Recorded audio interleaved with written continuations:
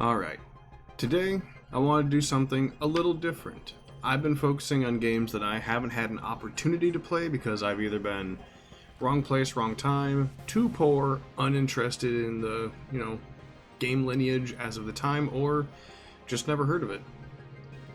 Today I wanted to play a game that I have played many times at different points in time, all a little differently, and today was the most different of those runs.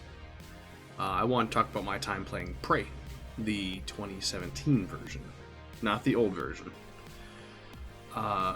First of all, I'd like to start off by saying, yes, there is no better game style than whatever Arcane Studios has been doing. It's been done before. It's the same style of play that they had in like the old Thief games. It's the same style of play that you had in the Deus Ex games. It just, something about a survival RPG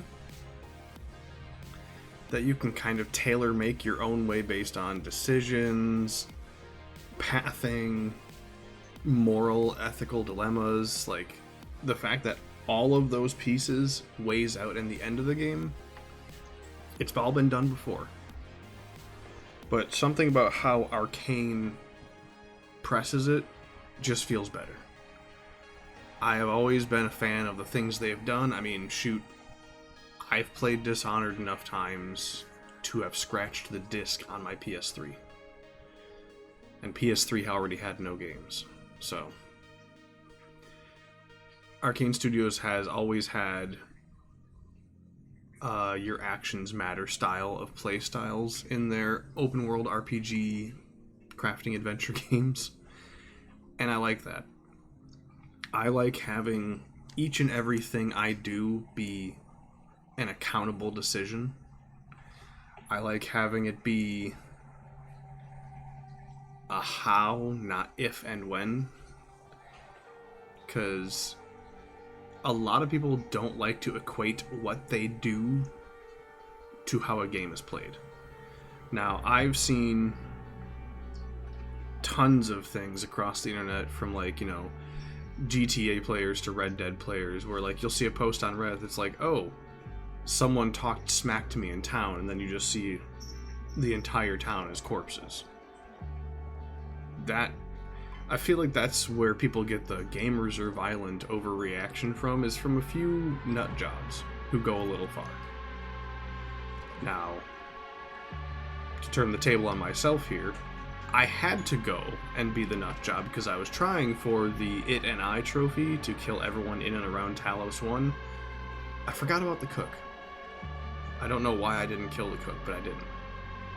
I was going for the most evil, awful, Typhon-infested ending possible, and I got it.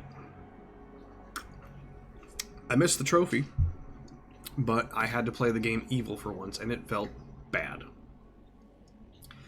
I have always advocated to be on the, let me use air quotes here, right side of history when I play games. I try to play in the way that causes the least amount of damage to people who didn't have responsibility for the scenario. And it's easier to put into words than it is to fully explain, because not everybody in a scenario is complicit with how a scenario got to be where it is. So on my average Prey playthroughs, I'm vigilantly looking out to save as many people as I can. I've had a few exploders go off on me, and I don't reload saves in games. I don't save scum so I can get trophies. It's just not how I do it. I usually play through the entire game making sure as many people as possible live and live their best lives. But like Alex, he knew what was going on and he refused to shut the station down, so he dies every time. He may be my brother, but he's complicit with the situation. I get everyone aboard the starship, send them on their merry way, and then I go sit my buns down in the chair and let the ship take me too, because Morgan Yu was also complicit.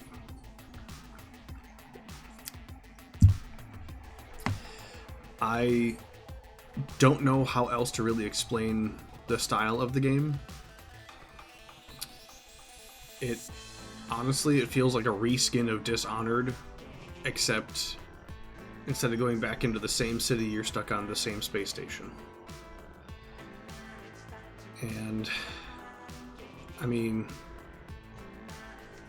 if I could have the ability to play any one game for the first time again kind of thing, this would probably make the list. Like, it's a returning favorite. Like, I know people have their yearly Skyrim autism where you're like, man, you know what I haven't played in a bit? I haven't played Skyrim. And you load that up and you're like, you know what? This is the run. I'm going to do something different. Some people need mods to make it. Some people just need vanilla. All we can agree on, though, is we pick up Skyrim once every year or two. That's just a normal thing because it's a good game. A good game that we wish we could play for the first time again. We as people don't want to go back in time. We just want to feel how it feels the first time we did something astounding. And when games this good are made, we want to relive those first moments where we're like, damn, what? Because, like, again, most people don't do the consequences have actions when they play video games, and it doesn't bother me. It chafes me the wrong way, because I can understand it. You wanna go in the video game and be the bad guy, TM, because a lot of video games don't really give that option. The last time we had the option between the huge good-bad dichotomy in games that was, like, noticeable, I'd probably have to say would be the Infamous series, for those who are old enough to remember that. Hey, welcome to the club. You're old now. But, like, outside of that, there's no real consequence in most games for being slightly evil. I mean, I know back in yonder days of Call of Duty, when they actually had campaigns that lasted more than 20 minutes and wasn't all multiplayer online game, if you did missions and shot some of your friendlies, you'd get a fail screen that says friendly fire will not be tolerated, because the game had a direction. They didn't let you go off the rails. One of the games previously that I mentioned, Deus Ex, also has it where there is a moral conflict system where you could choose to help or not help in some situations. But like the 2011, 2012 Deus Ex game, Human Revolution, you would get in trouble with security if you went around just, tasering random people. But if you go around with like a taser or a blow dart gun and don't actually kill anybody, you can go around and taser the entire city, and there's really no repercussion for your actions. At most times in the game, too, you could actually technically kill a lot of the city, and there'd be no repercussions for your actions. Some games don't have an open punishment system for that, and again, doesn't bother me, just seems like a weird decision to make, especially in the your decisions matter style of games. Notably, some of the funnier ones would be like Assassin's Creed. They have the Ezio Auditore did not kill civilians pop up every time you kill a civvy. But the game doesn't auto-jump you out of whatever you're doing if you kill a civvy. If you do it like 2 or 3 times, the game's like, that's not how you're supposed to play this game. But you can massacre guards by like the hundreds, and the game's just like, guess they had it a-coming. Like, I like games that hold you accountable for your decision work. This is one such really good example where every life matters, every enemy could technically matter, and every motion, movement, object, everything was put there for a reason. It's, it's got good puzzle solving. The quests have verticality. Like, sometimes it'll just be like, hey, we're not going to tell you what's in any of these rooms. Your mission's at this side of the room, but we're not going to tell you what's hiding. There could be a body on top of a light fixture for, the Find All the Bodies quest, which I did. That was a big old pain in the butt.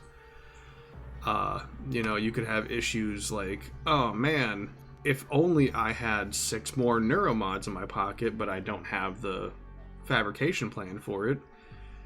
And then you have to go ahead and just find them because you don't have the fabrication plan and you don't have the means to get to it. Say you're playing on a hard difficulty. This game has so many options for what you can do when. I actually went back and replayed off of an older save file that was an all-human run that I did, which is not uncommon for me. And I installed every neuromod, top to bottom. I went ahead and found everybody, saved everybody, and did the most empathetic possible ending, even while having Typhon stuff on my character. And the game was just like, hey, look, I mean, it installed all this Typhon shit. Maybe it's not really our friend. And they're like, hold on, let him cook. Give him a minute. This game takes everything into account. It's like, hey, you didn't have to help this person, but you did. You didn't have to defend these people, but you did. It's all about the moral ethics and how you treat it, and I would love to go and relive that moment for myself. I don't often get games that I'm willing to glaze and be like, yep, this is one of the best evers. I mean, obviously, I pick some favorites every now and then. Got some pretty favorite game memorabilia out there, but like you could copy pasta any sports game or any shooter game, paste over it with a different skin and call it a different series, and people would be like, yeah, this is that series. This has always been that series. It's always been this way. But when it comes down to games where decisions matter, I feel like they all make them very different. If you took Prey and put it over Dishonored, people would say it's the same thing. But it's also made by the exact same studio, Arcane. And you know what? Bless them. They do a wonderful job. If you took Prey and put it over something like Deus Ex, people would say, something seems a little off. This isn't series standard for us. Because they're so vastly different in the same communicable zone.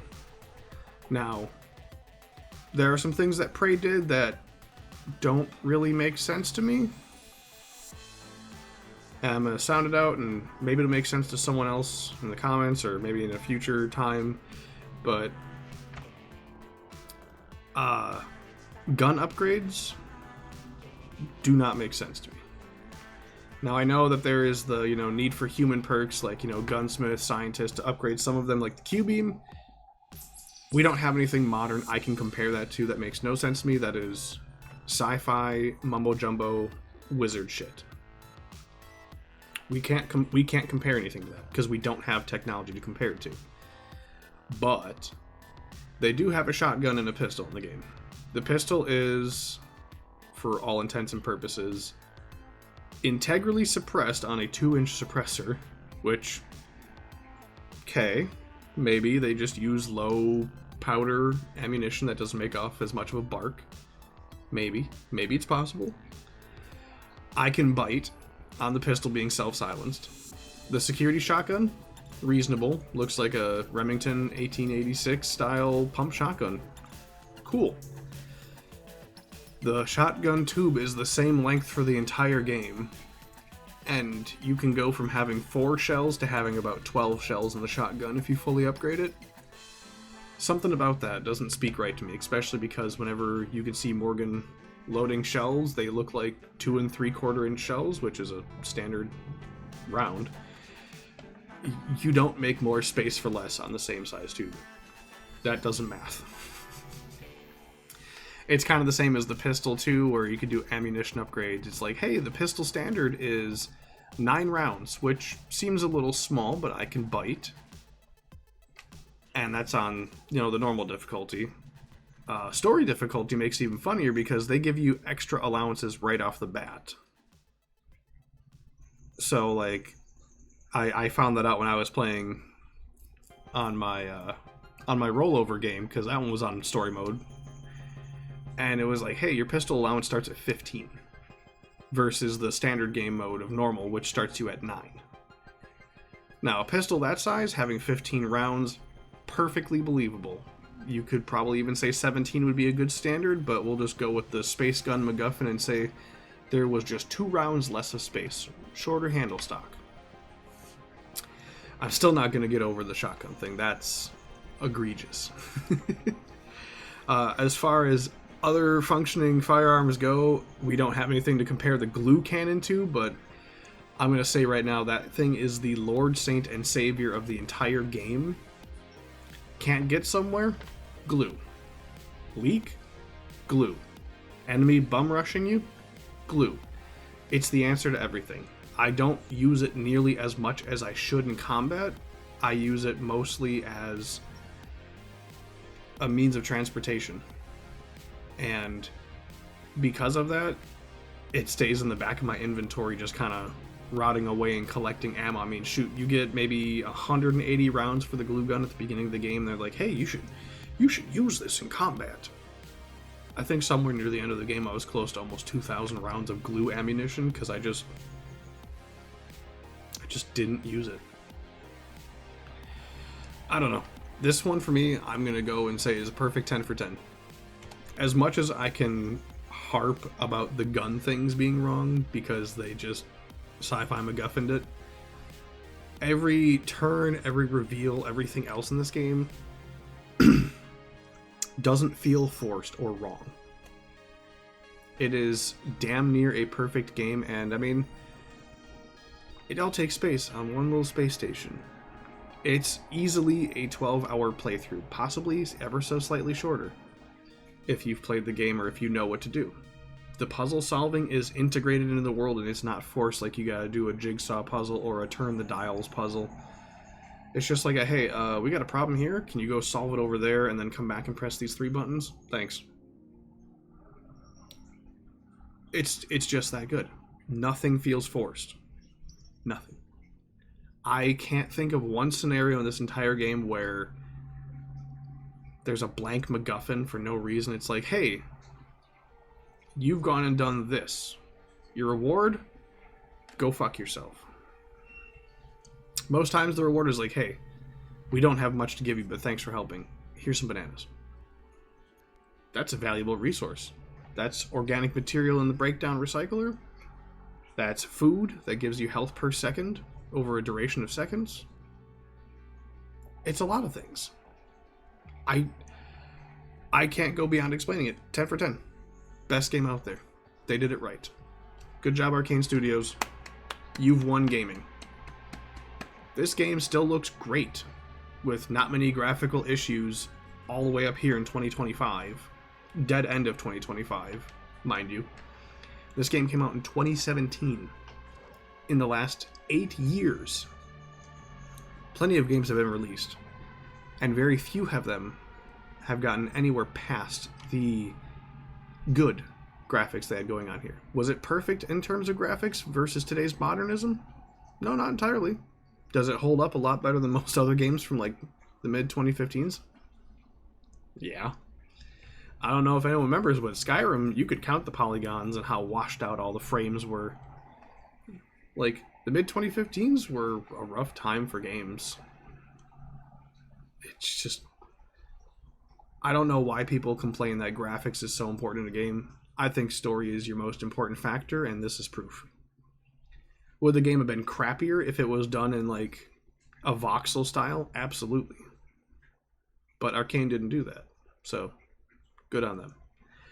I have more content I'm hopefully going to be pushing out here in the soon future, since we are still in spooky season. I will catch you guys on the next one.